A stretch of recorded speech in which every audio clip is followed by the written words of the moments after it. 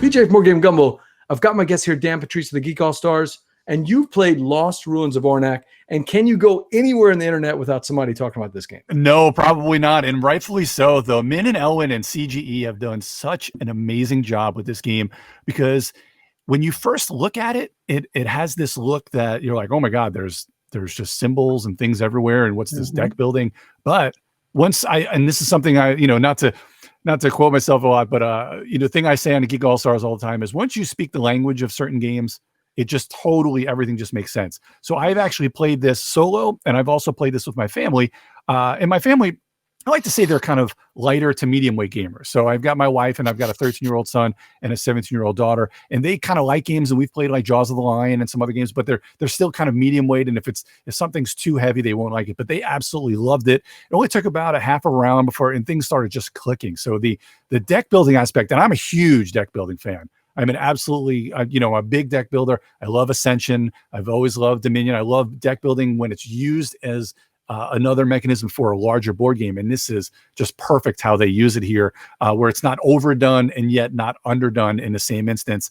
And as you're an archaeologist on an island, and you're trying to, uncover different ruins or do different dig sites, and then also go up on a research track. All the while you're kind of getting new cards. And now archaeology cards will go directly into your hands when you the artifact, they call them archaeology.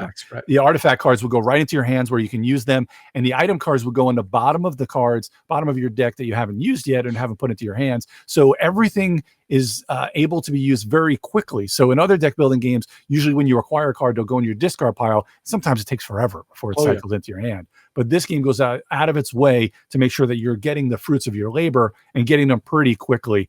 I can't stress how much I love this game. That works unless you do like me and constantly draw fear cards, and then you've got a 30-card deck and you never get any of your cards back out. I played with Alex Goldsmith, and he's thinning his deck like crazy. I've got 700 cards in my deck. Nothing's coming out. He just totally destroyed me. But you hit something. You hit the nail on the head about something, though. This board, it was pretty intimidating, even for a person who loves worker placement games, loves big, beautiful games. There was a lot to look at, Dan. But somehow, within a turn or two, everything made sense. How did they pull that off, Dan? So there's a certain, and you got to really commend the type of, we all have gaming groups, and there are certain types of people in the world where they're just born to teach games. So it's all about how you teach this game. I think that makes the ease on the newer player, how you ease them into the game. The good thing about this game is, and also you got to remember, the graphic designer did a really good job with this game. So, you look at it, you can kind of break everything down almost into kind of quadrants on the board. So if you start here, teach this part, start here, teach that part, when you start off with the deck building, explain some of the icons. Sure. Then you start talking about the digging, about the actions you can do.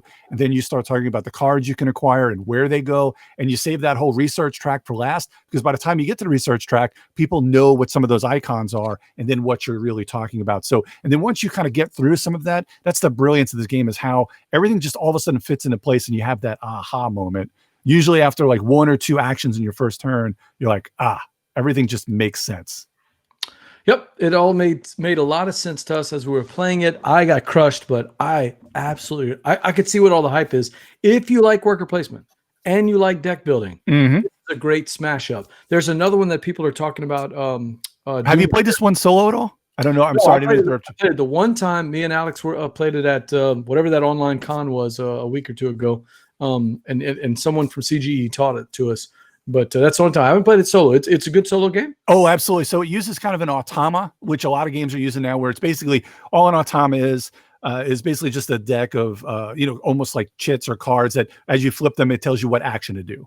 Okay. And they do it comes with a bunch of extra tiles, where there's kind of like an easy version and a hard version, and you can kind of ramp it up using different combos of the cards, where you don't necessarily have to start all easy. You can kind of ramp yourself up into difficulty a little bit.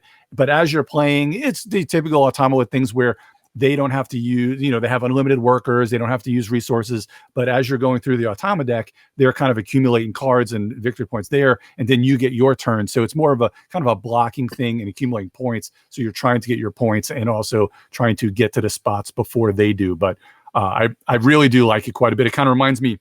It does remind me a little bit of Paladins of the West Kingdom with the Automa deck, how kind of as you're flipping things over and the AI is getting in the way.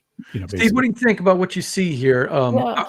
I'm going to tell you that the way we played the game, we played it as Jumanji, the board game, because you're grabbing rhinos and you jump on them and you run as far as you can and try to steal stuff and beat monsters. I was thinking this was going to be a hotness that I was going to just turn away from, because I can't remember whose video I saw of a review, and it was not taught the way you were describing, Dan. It seemed like a hodgepodge, and I'm thinking there's no way this comes together. Hearing you say that the experience brings it together with gameplay makes me reconsider, because I had tuned out of the hotness on that one, thinking it just seems like it's all over the place.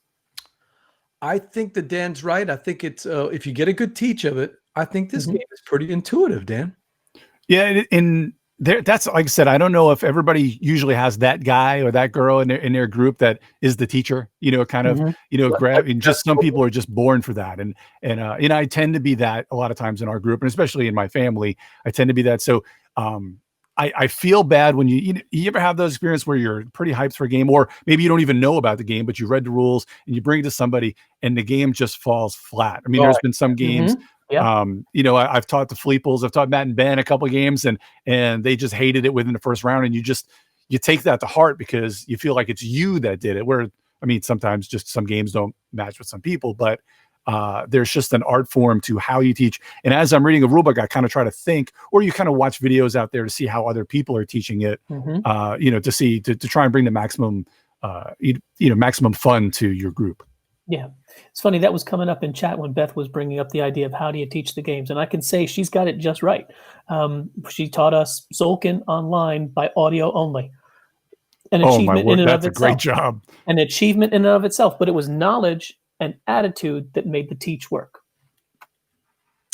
Beth says she's usually the group teacher because she usually buys the games and brings the games. Yep. That's the default if you've got the games, but that doesn't always make for a good teach sometimes, Yeah, and sometimes some people just either just love it or just end up with it by default. Like I think a lot of times when we're at Gen Con, Dan Halstead always ends up to be no matter who owns the game or who brought the game or bought it, we just kind of sit there. Halstead ends up opening up the box and just sits there and reads the rules, and we just go with it as we're playing. He ends up being it. So it's some people just love to dig into that. Was there anything that fell flat for you at all with the Lost Ruins of Arnak? I kind of wanted, I don't know, maybe I wanted it longer, but it's a perfect length for what it is. Like I said, it's kind of a lighter to medium weight game. So maybe I just want more of it. But then a lot of times as you're getting to that fifth round, your turns are lasting longer and longer. So any longer then it's not going to be good. So I don't know if there's anything I don't necessarily, this is I'm like you, Steve, where when the hotness comes out, I'm always reluctant, like, cause everybody loves it. I'm gonna, don't know if I'm gonna love it, and a lot of people are talking about it being a game of the year contender, but I think this might be, this is a top 5 game of the year for me for sure. Wow. I think, I think this might crack my top couple of spots. I really dig it. Yep, I really enjoyed it. And that's Lost Ruins of Arnak from CGE. Yep. There's